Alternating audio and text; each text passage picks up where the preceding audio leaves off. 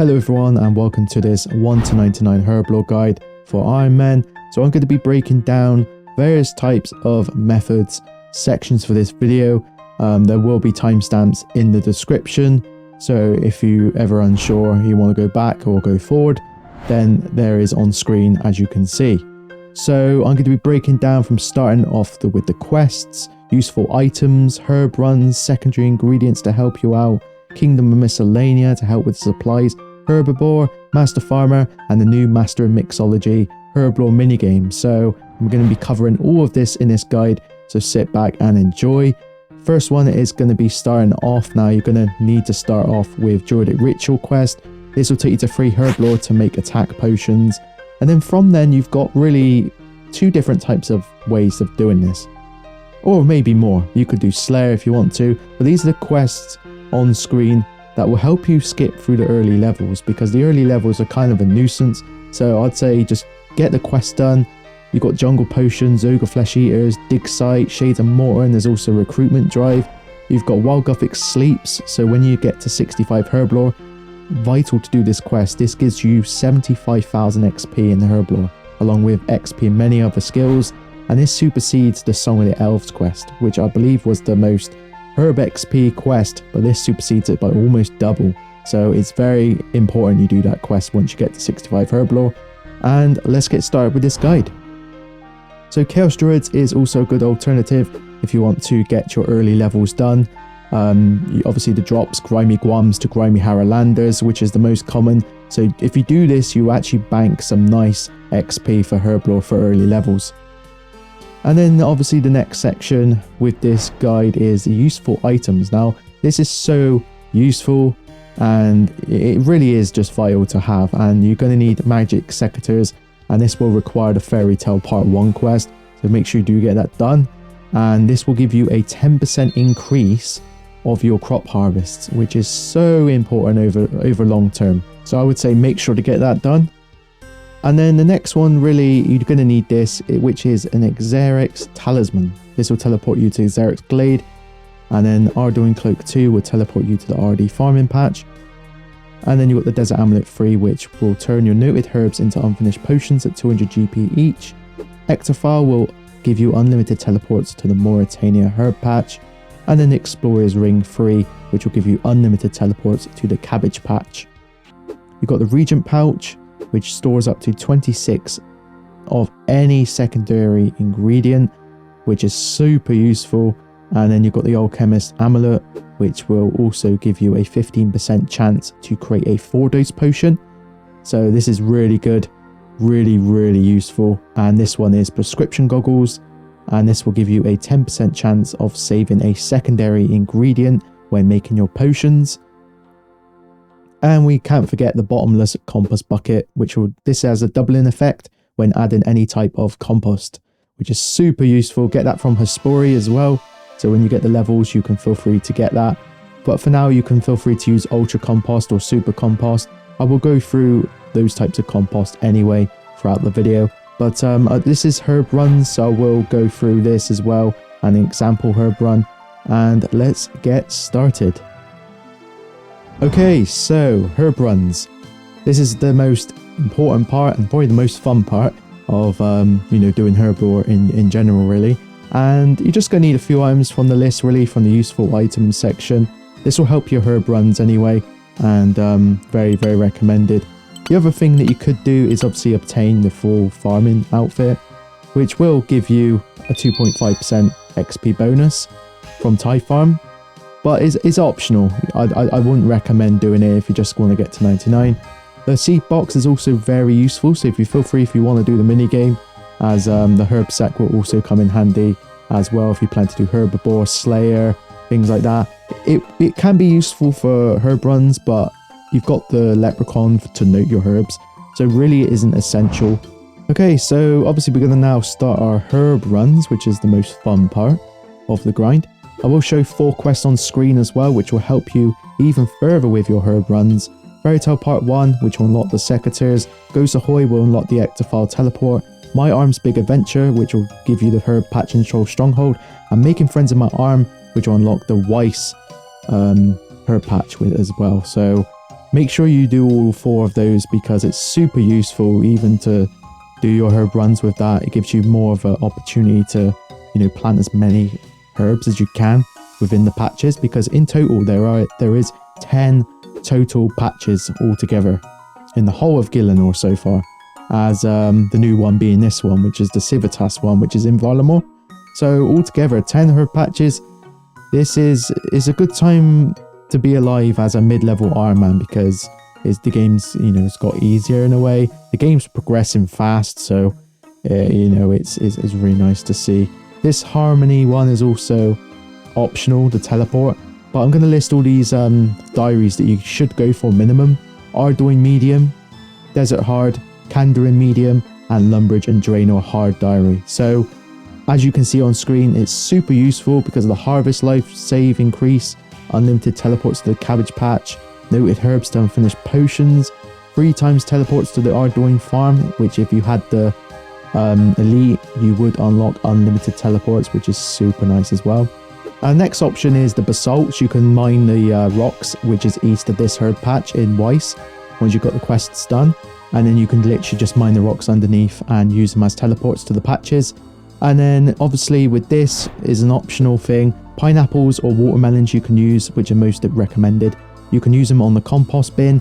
Once they're full, you would then get super compost, and then from there it's entirely up to you, but you can actually mine volcanic ash in the fossil island and then use that with the super compost to turn it into ultra compost. But I would recommend you use the compost bin in the farming guild, as you get 30 instead of 15.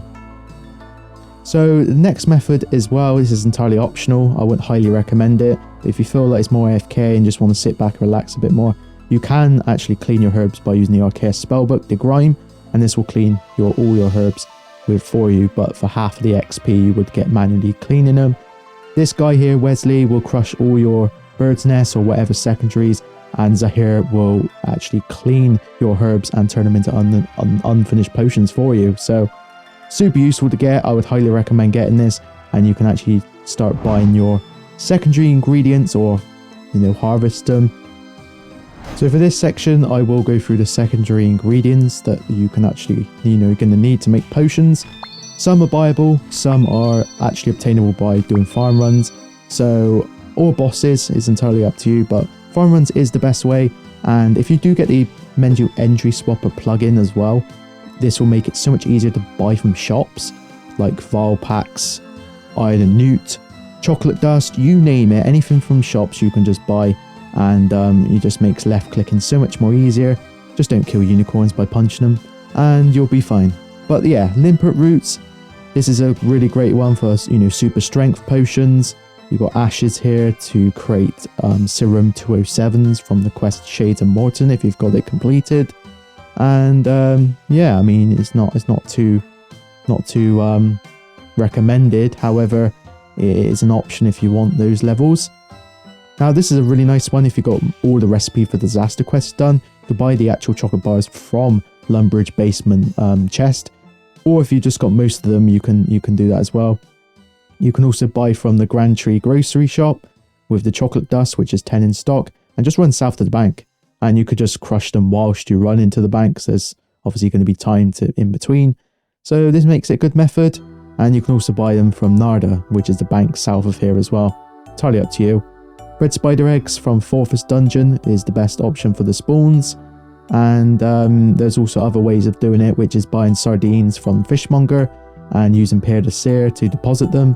Running it down here to the Tower of Life if you've got to have the quest done to do it, and kill off the Spidines. And you can kill, you know, Sarachnis for the giant egg sacks. You can punch goats to get their horns. You could go to Waterbreath Island to get the snake grass, which is spawns just around the outskirts of the island.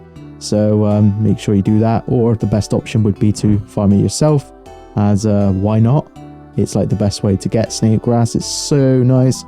And also for this one, you can do cowhide and unicorn horns, and this will make noted unicorn horns from unicows from Tower of Life.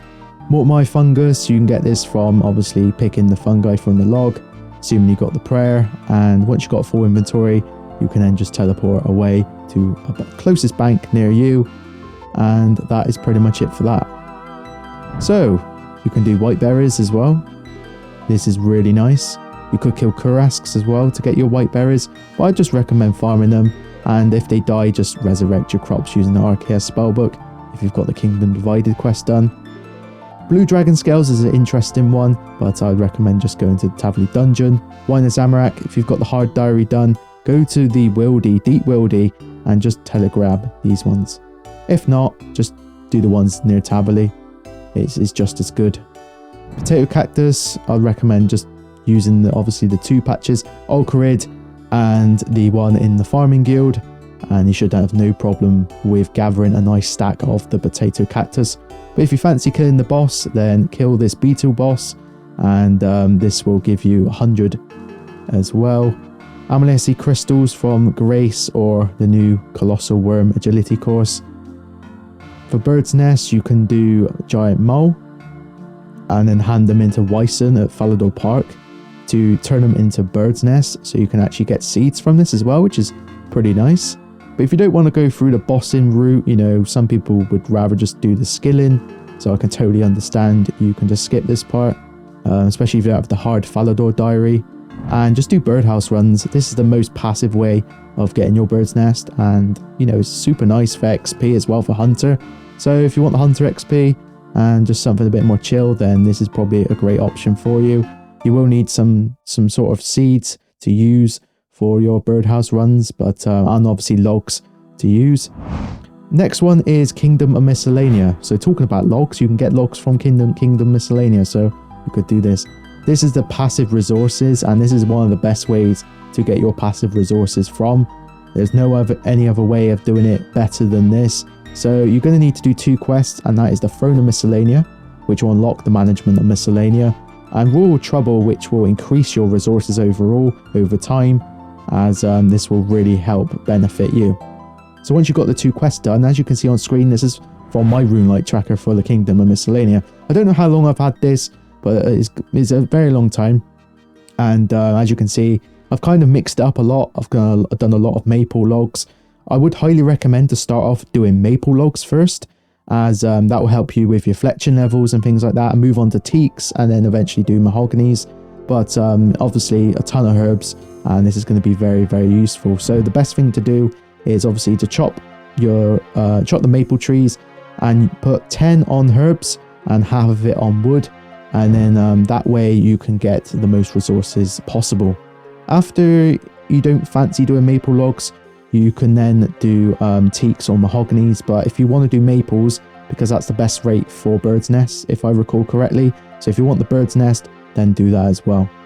Moving on to Herbiboar, this is also a great option. I love Herbiboar, I've done so many. I don't have the pet yet, and I'm also nearly on the rate of the Herbiboar pet. This will give you great Hunter XP, and not just Herblore, and obviously this gives great herbs. But yeah, definitely recommend a herb sack for this because it's super useful. I'll just leave my loot tracker on screen. This isn't from all my Herbiboars I've done, but that was just from some of them I've done. Really nice amount of herbs you can get from this actually as well. You will need 80 hunters, so it's a bit of a steeper requirement, but you only need 31 Herblore to start this. But I would highly recommend doing this once you get to 77 Herblore, because you unlock stamina potions. And then the next one, we've got Master Farmer. This is probably very underrated method, or maybe not a method that's spoke about too much. And over time, I mean, I was only here for probably about 10-20 minutes, and you gather up so many herb seeds. And not just that, it's actually really useful for the seeds to use for like the birdhouse runs and things like that. So it's recommended to do it. And you gather up Ranner seeds. I think the Ranner seeds is probably the most important from doing this, as you're going to need to make for prayer potions.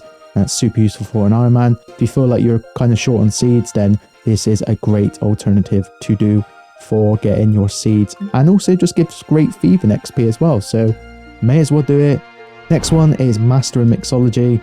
This is the brand new minigame that was released on Old School, and this gives you a great option to make some more herb XP, but also I think most importantly, just to have those items, and especially for an Ironman, these items will just save so much like resources overall, and just make your Herblore experience just that little bit better.